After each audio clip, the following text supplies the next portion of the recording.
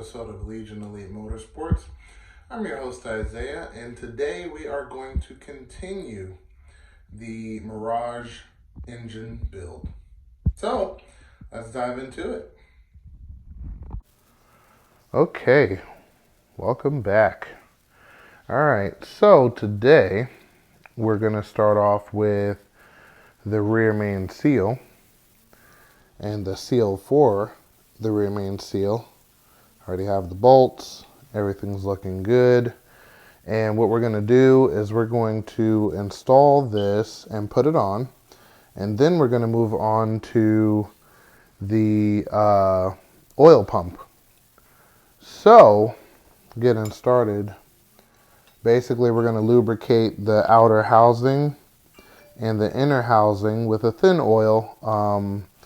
For sliding it in purposes, you could use like a WD-40 to slide it in here.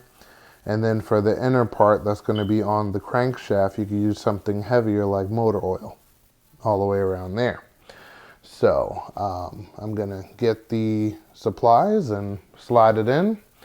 And we're going to go to the back of the motor there and put it on if we have room. We should. Okay, and there you have it. It is slid in, and if you're not sure if it's all the way in, there's a groove back here, and if you look at it sideways, you can see the bottom half is all the way compressed up on that wall. So now that we have that in, we're going to lubricate the inner side, and we're going to install the rear main seal. Pretty straightforward. You still want to make sure you do it right because no one wants this to leak. So follow those instructions, you'll be good to go. So let me grab the 4 bolts and slide this on after I lubricate it, and we'll take it from there. So as we try to get this in here, let me see. Okay, that's not working.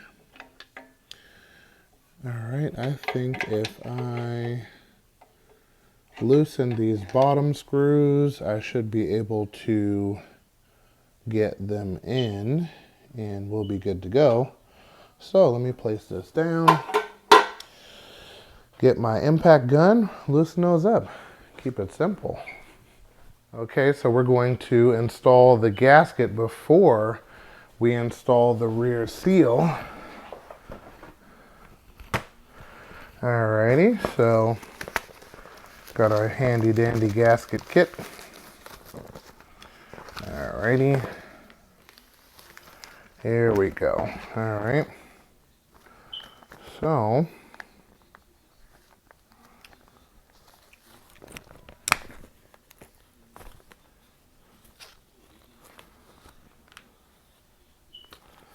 there we go.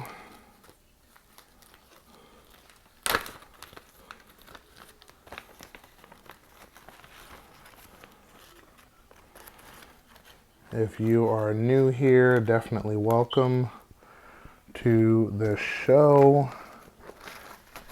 And I say that because if you know me well enough, I don't use dry gaskets. It's like a ticking time bomb. So either one, I use Indian head, which is applicable for this application, or I use silicone. So we're going to use Indian head on this one, and I just so happen to have purchased a new vial of Indian head. So let me grab that, and we're going to put this on first. Okay, so we're going to lay down the gasket here, back facing you, and we're going to apply. Good old Indian head. Works great. So let's apply, and then apply this gasket to the rear and take it from there. Okay, so we back the bottom bolts out just a tad, enough to slide this in just like so. And now we want to make sure we don't pinch anything while we're installing. So use your best judgment and slide this on smooth. Make sure nothing pinches. There we go. There we go. That looks great. Okay, she is in. We're going to put the corresponding bolts. And we're going to use a gear wrench because of our tight clearances. Alrighty. So once this is in, we are going to move to the oil pump. And then we'll be good to go. We're going to take a quick look at the oil pump, the old one that was on here and the new one that's going on, which is these guys right here.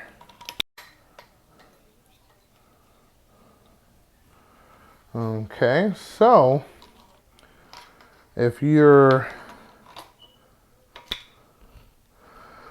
looking at these oil pumps, you want to make sure you have every single thing. So this is the new one. And of course on the back we have this channel for silicone and an O-ring. Please do not forget this O-ring. This O-ring comes from the pickup, which is here on the bottom, and then it goes into the block from here. If this isn't connected, or you have an old O-ring or whatever and you lose oil pressure, all of that money you spent in said motor, gone. So, looking at the front, we got the screws for the timing or the crank sensor. We got all of the screws for the fasteners, of course, all the way around, and screws for the cover. The spring goes here for the tensioner and all of that good stuff, but of course we're going to get to that when we get to it. But as of right now, only thing we're missing is the oil pressure sensor. So we're going to take that off of the old one, clean up all of those screws that's on there, and start assembling the new one. So let's get to it.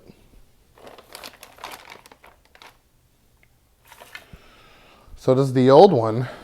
All of the screws are very dirty and nasty.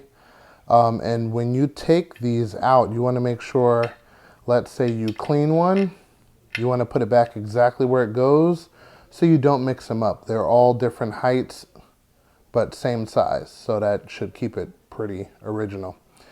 And then once we finish cleaning up these bolts, we're going to go ahead and install them on the new oil pump. And then I'm going to show you guys how to raise your oil pressure on this style of pump. So I'll be back. So there's a couple different ways you can put this cover on. They have the original gasket way, which I worry about because if the gasket's too thick, the O-ring that sits here may not have enough pressure to seat. So if you look at the oil pump cover, it has these valleys, and these valleys are to hold silicone properly. So I'm gonna go for option 2 and go the silicone route. So this seats a lot closer, so it's actually pretty much flush, and that'll help out a lot with keeping the pressure where it needs to be. So that aside, I have the size for the oil pressure sensor, which is a 1 millimeter. It's pretty big around. If you don't have that, you can definitely use an open hand wrench, and that should work just fine. Okay, so it is laid. Of course, we're going to clean up the heavy access, but this is pretty much what you want. And then what we're going to do is lay the oil pump housing on top of this, and we should be good to go. So let me clean it up and lay it down. Okay, so we got the oil pump housing on. Any access that you're uncomfortable with, just give it a wipe, just like that. And she is on and tight. Next, we are going to put on the pickup tube, and then we're going to talk about raising the oil pressure. And then we're going to add on the water pump right over here and take it from there. Okay, so this is pretty straightforward. We got a gasket for the pickup tube. You could use silicone on it. You could use Indian head. Oops, dropped it. But either way, it should be good. Whatever your preference. This one, I'm thinking, because it will be in oil constantly, I'm probably going to go with the silicone and take it from there. Okay, so we're going to apply the silicone, and then we're going to put in the 2 bolts, and that is it. The pickup tube faces towards the engine. Do not put it on this way facing towards I don't know what. So that's simple enough. Let's add it, and we'll be right back. Okay, so we got the old water pump and the new water pump. And basically, we're going to clean up the screws that are there, get them swapped over to the new pump. Pretty simple. This one does have a gasket. We're going to use it. And we're going to use some Indian head on that gasket because maximum PSI the water pump should ever see is somewhere around 15 to 20. 20 being overheating, 15 to be normal operation. So should be good to go with the Indian head. So yes, let me clean up the screws and we will swap everything over and be good to go. All right, that one is ready to go in. Took out the old bolts and cleaned it up. All right, and then we're going to Indian head the gasket and we'll be good to go. Okay, and she is bolted in. As you can see, this piece is the top, so you want to keep that in mind. Indian head is on. All right, excellent. So now what we're going to do is we're going to put in the crank sensor. Okay, so we kind of skipped ahead a little bit. I wanted to talk to you guys about this crank sensors for 2001. I believe it's, I want to say 99 to 2002, but it could be 2000 to 2002. And basically this setup is only for those, which means there's 2 different crank covers. This is the 98 model, 97, 98, 99. And then this is the, I want to say 2000 to 2002. And the crank actually plugs into the plastic cover. I got the original unit from Mitsubishi. It wasn't that expensive. So that's the part number.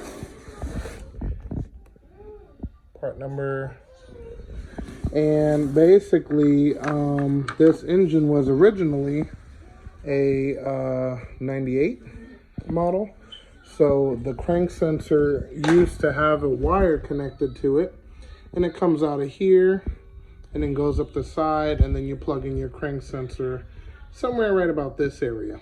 But this model comes out on this side. If you look at the case,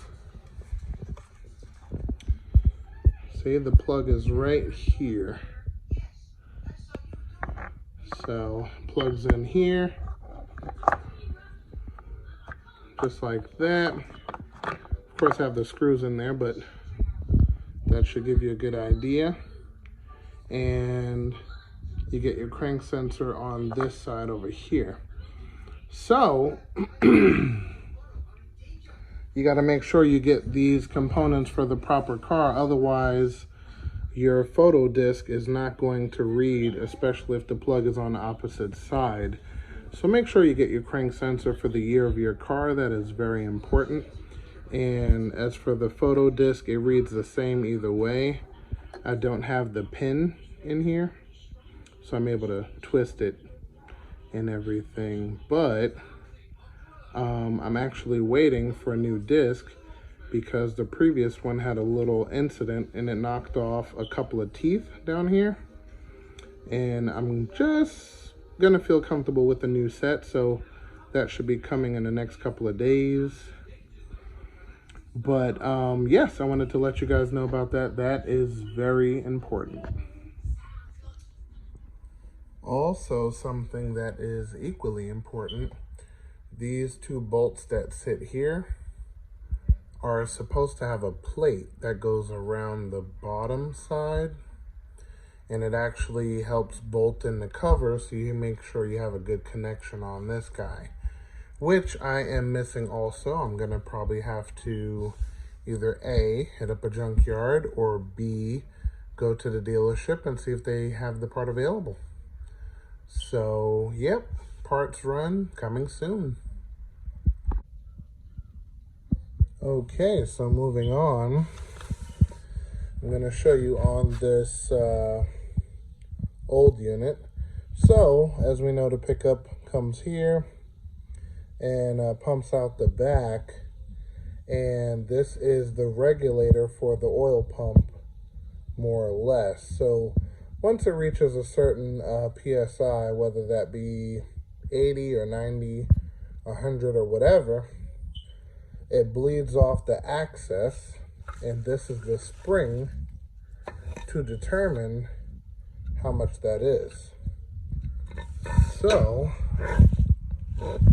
okay, so I'm thinking this is the access hole, and basically once the oil pressure coming this way reaches a certain limit, it goes back into the oil pan through that hole right there. And it is spring loaded, so we already have this loose. And basically what you would want to do, see if I could take all of this out.